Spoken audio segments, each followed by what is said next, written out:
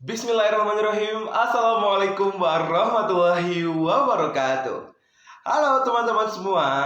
Perkenalkan, nama saya Ardi Lano. Saya merupakan siswa kelas 11 DKV 2 dengan absen 4. Berdirinya saya di sini akan menjelaskan nih teman-teman mengenai materi sejarah yang berjudul Kabinet Syahrir II. Nah teman-teman, sebelum kita membahas lebih detail mengenai Kabinet Syahrir II, kita perlu mengetahui dulu nih, apa itu kabinet, apa itu syahrir, dan angka 2 ini apa sih? Mari simak video ini. Nah, jadi teman-teman semua, kabinet adalah kumpulan menteri yang menjalankan pemerintahan sesuai dengan bidangnya. Sementara syahrir adalah kata yang diambil dari nama lengkap yaitu Sultan Syahrir yang merupakan Perdana Menteri pertama Indonesia dan tokoh pergerakan nasional yang berjuang melalui jalur diplomasi. Nah, untuk materi diplomasi itu sendiri pernah kita pelajari nih teman-teman pada saat kita kelas 10. Intinya nih, diplomasi adalah cara untuk memperjuangkan kemerdekaan Indonesia dengan cara non-kekerasan atau non-fisik, yaitu dengan cara berdialog dan juga berdiskusi dengan pihak terkait. Selanjutnya, dapat kita simpulkan nih teman-teman, Kabinet Syahrir adalah kumpulan menteri yang menjalankan pemerintahan Indonesia di awal kemerdekaan yang dipimpin oleh Sultan Syahrir sebagai Perdana Menteri utama dengan fokus perjuangan melalui jalur diplomasi untuk mempertahankan kemerdekaan Indonesia. Nah, lalu angka 2 ini maksudnya apa sih? Jadi, maksud dari angka 2 bahwasanya Kabinet Syahrir ini adalah sudah yang kedua kalinya. Padahal pada faktanya, Kabinet Syahrir sudah berlangsung selama 3 periode.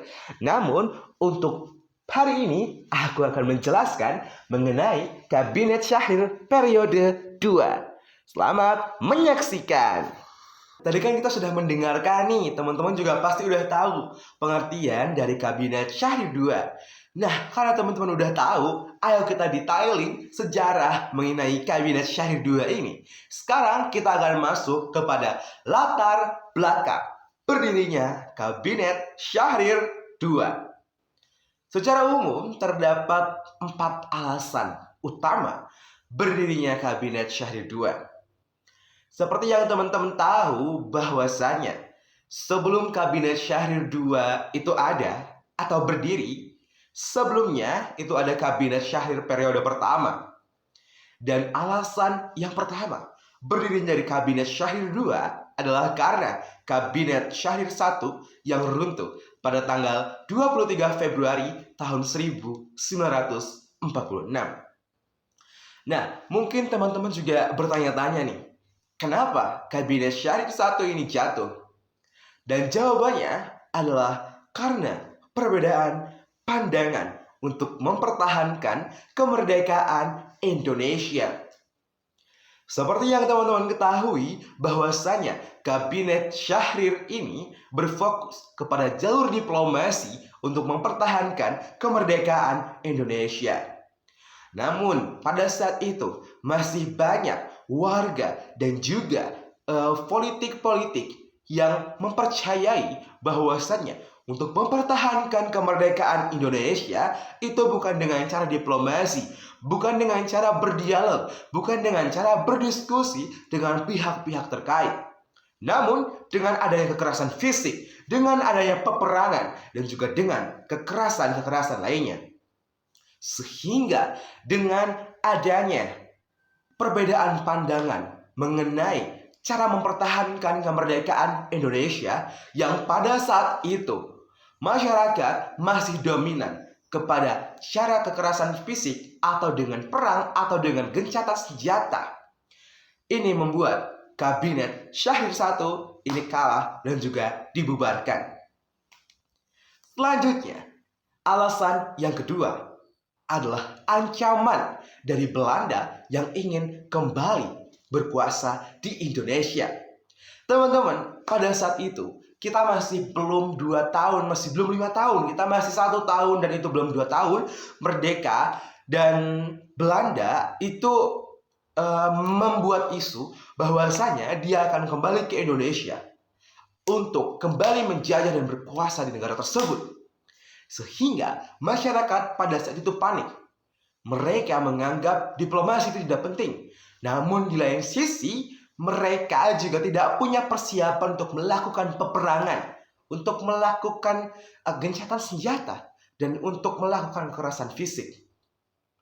Hal ini berhubungan dengan alasan yang ketiga, yaitu bahwasanya Indonesia merupakan masih negara baru. Pada saat itu, pada tahun 1946, banyak sekali konflik yang muncul teman-teman di negara baru seperti Indonesia. Dan jelas, negara baru seperti Indonesia memiliki keinginan atau memiliki tujuan untuk bisa berkolaborasi atau berelasi atau berkoneksi dengan negara-negara maju di luar sana. Dan cara yang paling tepat untuk membangun koneksi dengan negara-negara maju di sana adalah dengan diplomasi. Lalu yang terakhir dan merupakan alasan yang paling kuat mengapa Kabinet Syahrir kembali diadakan di periode kedua ini. Alasan yang terakhir adalah karena tuntutan langsung dari Presiden Republik Indonesia pada saat itu, yakni Soekarno-Hatta. Pada saat itu, Soekarno-Hatta memberikan tugas atau perintah langsung kepada Sultan Syahrir untuk membentuk kembali Kabinet Syahrir periode kedua dengan alasan bahwasannya negara Indonesia masih belum kuat, masih belum siap secara fisik atau secara senjata untuk kembali melawan penjajah Belanda. Maka dari itu, jalur yang paling stabil dan relevan untuk dilakukan adalah diplomasi. Maka atas 4 alasan tersebut dan alasan yang paling kuat adalah tuntutan langsung dari Soekarno-Hatta, yakni pada tanggal 12 Maret 1946, tepat kurang lebih 1 bulan setelah gugurnya Kabinet Syahrir I, Kabinet Syahrir II terbentuk. Nah, setelah kita tahu latar belakang dari berdirinya Kabinet Syahrir II, kita perlu mengetahui juga nih teman-teman, pimpinan dan susunan umum dari Kabinet Syahrir II. Teman-teman, Kabinet Syahrir II ini jelas dipimpin oleh Sultan Syahrir sebagai Perdana Menteri. Dan dalam kabinet ini, Presiden Insinyur Soekarno hanya berperan sebagai kepala negara. Sedangkan kepala pemerintahan dijalankan penuh oleh Perdana Menteri sesuai dengan sistem parlementer yang berlaku pada saat itu. Kabinet Syahrir II disusun berdasarkan sistem parlementer, sehingga para menteri bertanggung jawab kepada KNIP atau Komite Nasional Indonesia Pusat. Susunan utamanya meliputi Perdana Menteri yakni Sultan Syahrir, Wakil Perdana Menteri yakni Amin Syarifuddin Harahap. Dan juga ada susunan umumnya, yakni Menteri Dalam Negeri, Menteri Luar Negeri, Menteri Pertahanan, Menteri Keuangan, Menteri Kemakmuran, Menteri Pengajaran Pendidikan Kebudayaan, Menteri Sosial, Menteri Perhubungan, Menteri Pekerjaan Umum, Menteri Kesehatan, Menteri Penerangan, Menteri Agama, dan juga Menteri Kehakiman. Nah, itu dia teman-teman, pimpinan dan susunan umum dari Kabinet Syahrir II. Nah, teman-teman, tadi kan kita sudah mendengar nih mengenai pimpinan dan juga susunan umum dari Kabinet Syahrir II.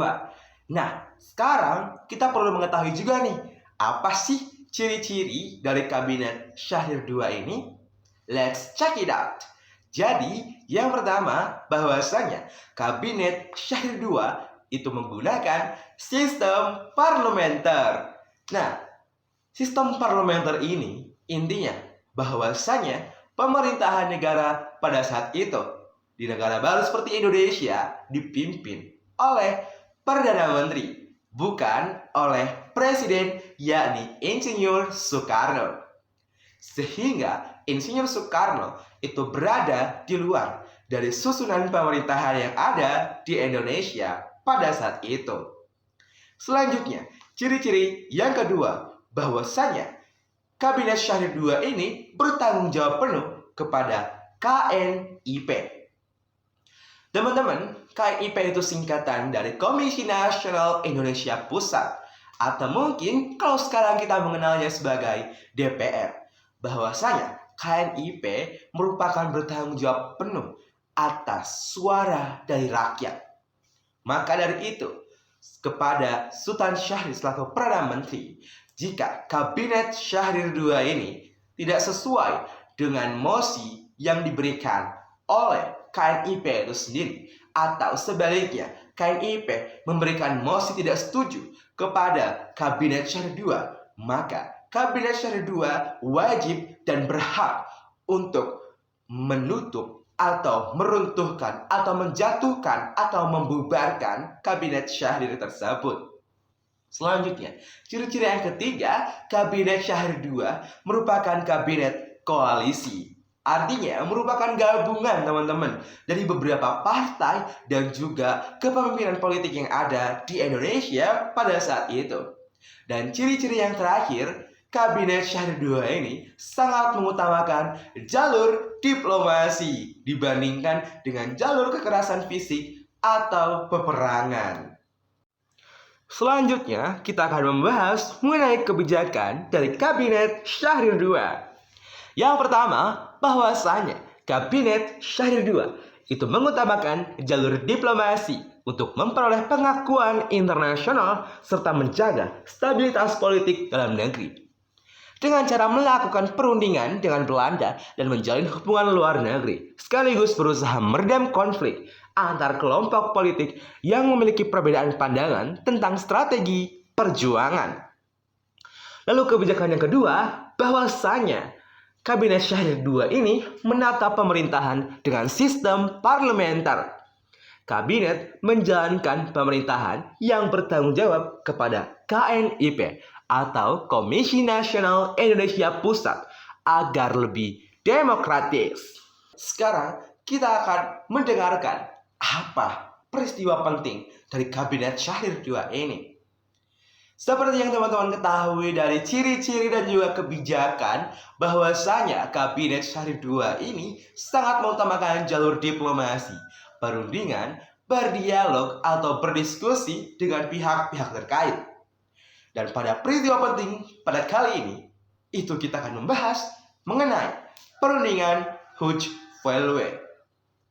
Yang dimana tujuan dari perundingan ini adalah untuk memohon atau berdiskusi, berdialog dan merundingkan bahwasanya Indonesia berkeinginan secara penuh untuk tidak ada negara manapun yang datang dan berkuasa di Indonesia. Perundingan ini berlangsung selama 10 hari pada tanggal 14 sampai 24 April tahun 1946 di Belanda. Untuk perundingan ini, dari Indonesia dipimpin langsung oleh Sultan Syahrir. Namun naasnya, selama 10 hari perundingan ini berlangsung di Belanda, tidak ada hasil yang signifikan dan negara menolak permohonan dari Kabinet Syahrir II untuk membebaskan negara Indonesia dari penjajah, terutama Belanda. Selanjutnya, kita akan membahas mengenai alasan dan tahun berakhir dari Kabinet Syahrir II. Nah, teman-teman, Kabinet Syahrir II berakhir karena kehilangan dukungan politik, terutama dari KNIP, akibat beberapa poin. Poin yang pertama, itu penolakan dan tekanan dari kelompok politik yang tidak setuju dengan jalur diplomasi. Seperti yang teman-teman ketahui bahwasanya pada peristiwa penting tadi sempat dijelaskan bahwa selama 10 hari Kabinet Syahrir II ini berusaha untuk membebaskan kembali Indonesia dari penjajahan.